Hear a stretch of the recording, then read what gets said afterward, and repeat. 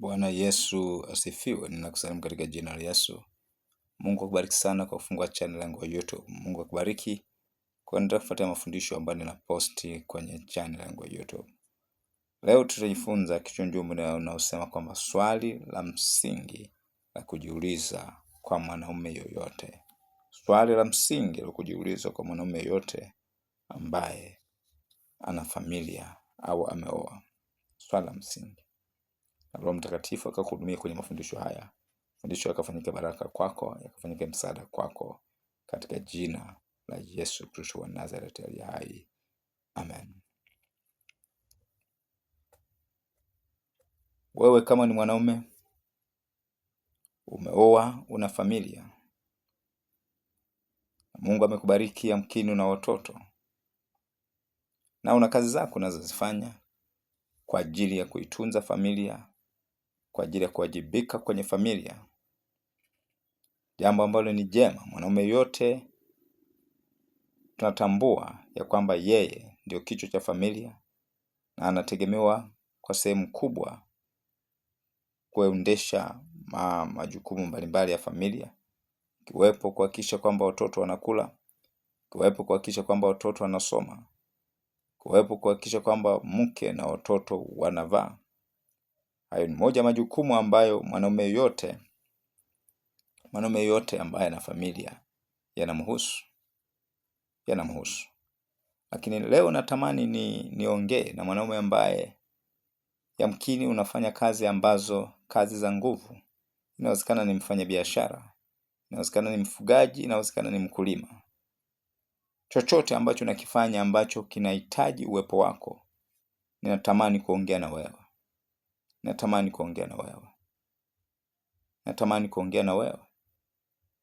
Na mafundisho haya ninaamini kwamba yatafungua ufahamu wako. Hutaendelea kufanya kazi zako kama ulivyokuwa unaendelea awali. Ninaamini hivyo. Kwa sababu Mungu ametupa utashi, Mungu ametupa akili. Sisi ni tofauti kidogo na wanyama, ametupa utashi. Hatuhitaji kufikiria sasa tu, tunahitaji kufikiria na kesho. Sasa swali la msingi la kujiuliza, kama wewe ni mfanya biashara na biashara hizo haziwezi kwenda mpaka wewe uwepo. Wewe ni mkulima, inahitaji uwepo wako, hiyo shughuli ya kilimo inahitaji uwepo wako. Wewe ni mfugaji, shughuli za ufugaji zinahitaji uwepo wako. Chochote ambacho inamkini wewe ni dereva. Pia swali la msingi ni vyema kujiuliza. Ni vyema kujiuliza kwamba ikitokea sasa hivi umepata ukilema wote ule, ama umepata na tukio ambalo limekufanya usiweze kuzifanya kazi ulizokuwa unafanya awali.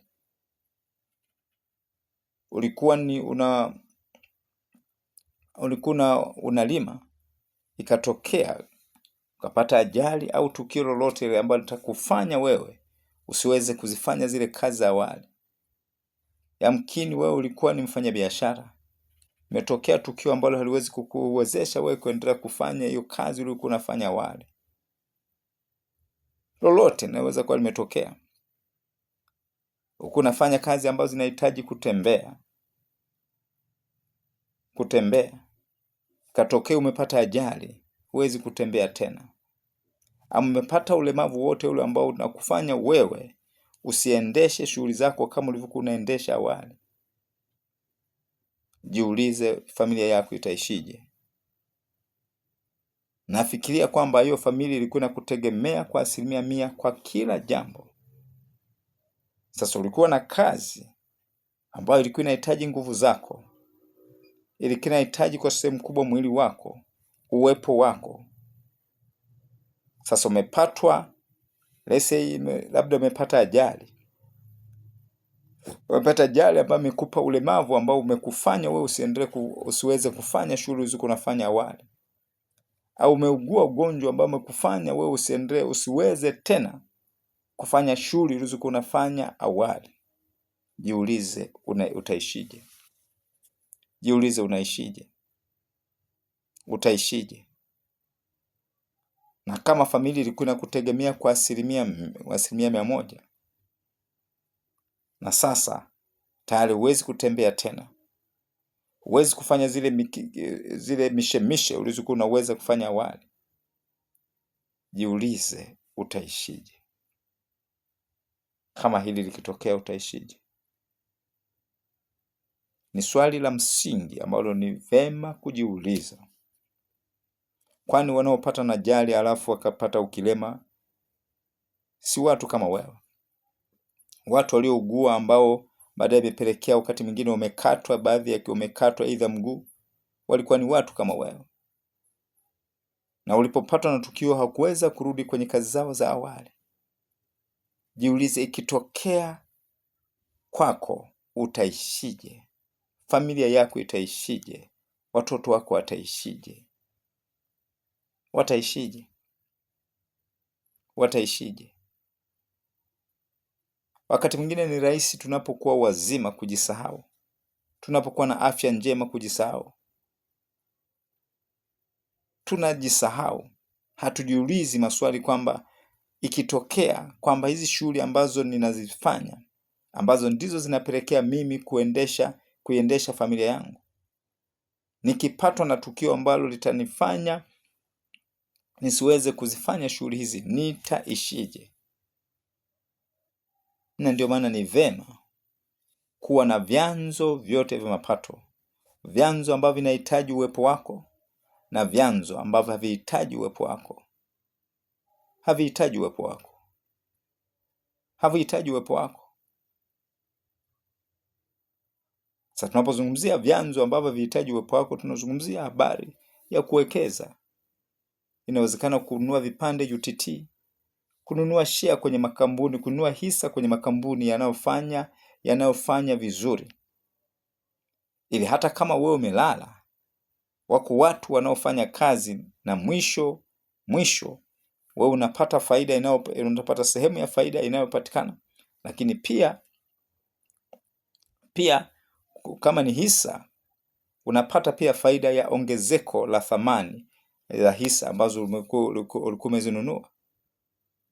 Kwa kwenye maisha ni vema kuwa na vyanzo vyote vya mapato, kuwa na chanzo cha mapato ambacho kinahitaji uwepo wako, na kuwa na chanzo cha mapato ambacho hakihitaji uwepo wako, ili kitokea umepata changamoto za kiafya ambayo inapelekea wewe usiweze kufanya shughuli ulizokuwa unafanya awali, basi chanzo cha mapato ambacho kihitaji uwepo wako kiweze kuendesha familia, maisha yaweze kuendelea. Lakini pia kiweza pia ni vema kuwa pia na life insurance, kuwa na bima maisha. Bima maisha. Haya mambo yote ni ya msingi. Hatuwezi tukaishi kwa kutegemea chanzo kimoja cha mapato ambacho ni active source of income, chanzo cha mapato kimoja ambacho kinahitaji uwepo wako. Okay, mbali na matukio ambayo yanaweza kutokea, lakini pia kuna shughuli ambazo unaziendesha sasa. Kuna wakati umri wako utafika kwamba hutaweza kuziendesha shughuli kwa sababu ya umri wako umekwisha zeeka sasa. Sasa hivi wewe bado ni kijana, una nguvu, unaweza kufanya haya mashughuli yote bila shida yote. Lakini jinsi miaka inavyozidi, na ndivyo ambavyo nguvu zako zinazidi kupungua. Itafika wakati hizo shughuli unazozifanya hutaweza kuzifanya. Je, utakapofika wakati huo utaishije? Utaishije? Utaishije? Familia yako utaitunzeje? Watoto wako utawapeje majukumu yao? Ni vema kujiuliza maswali haya. Ni vema kujiuliza maswali haya. Wewe ni dereva? Wewe ni mfanyabiashara? Wewe ni mkulima, ni mfugaji? Jiulize maswali. Ikitokea nimepata changamoto za kiafya ambazo na kunifanya nisiweze kufanya shughuli hizi ambazo ninazifanya, je, maisha yangu yataishije? Nitaendesheje maisha yangu? Familia yangu nitaiendesheje? familia yangu itaendesheje? Au ikatokea nimeugua na ugonjwa umenifanya kwamba nisiweze kuzifanya zile kazi nilizokuwa nafanya awali. Kuna watu wameugua, wamekatwa miguu, kama alikuwa na shughuli ambayo inahitaji yeye atembee, tayari hawezi kufanya tena hiyo kazi. Hawezi kuifanya tena hiyo kazi. Lakini pia kuna uzee. Ni kweli sasa inawezekana wewe unaweza mikiki mingi unaweza kuvumilia, lakini kumbuka jinsi umri unavyozidi kwenda na ndivyo ambavyo nguvu zako zinazidi kupungua. Utakapozeeka, wakati ambapo hutakuwa na uwezo wa kufanya shughuli hizo ambazo unazifanya sasa, utaishije? Utaishije? Ni maswali ya msingi ambayo tunahitaji kujiuliza mimi na wewe. Na vyema tunahitaji kujiuliza mimi na wewe. Kujiuliza maswali kama haya, basi itakuwa ni rahisi kuyapatia majibu. Lakini jambo la msingi ambalo tunajaribu kuzungumzia kwamba tusiwe na chanzo kimoja cha mapato, chanzo ambacho watu wengi ndio nacho, ambacho kinawahitaji, lazima wawepo. Tuwe na chanzo kingine ambacho tunaita passive income, passive source of income, ambayo hiyo hata kama usipokuwepo bado kuna hela ambazo utazipata. Na ndio maana nimegusia habari ya kununua hisa kwenye makampuni ambayo yanafanya vizuri. Lakini pia kuna UTT, kununua vipande UTT ambavyo watu wataalamu wanawekeza maelfu, lakini inapokuja kwa habari ya faida na wewe utapata sehemu ya faida kulingana na vipande ulivyonunua. Lakini pia kuna ongezeko la thamani la vipande ambavyo umevinunua. Mungu akubariki sana kwa kusikiliza mafundisho haya.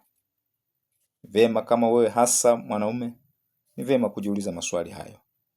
Familia inakutegemea.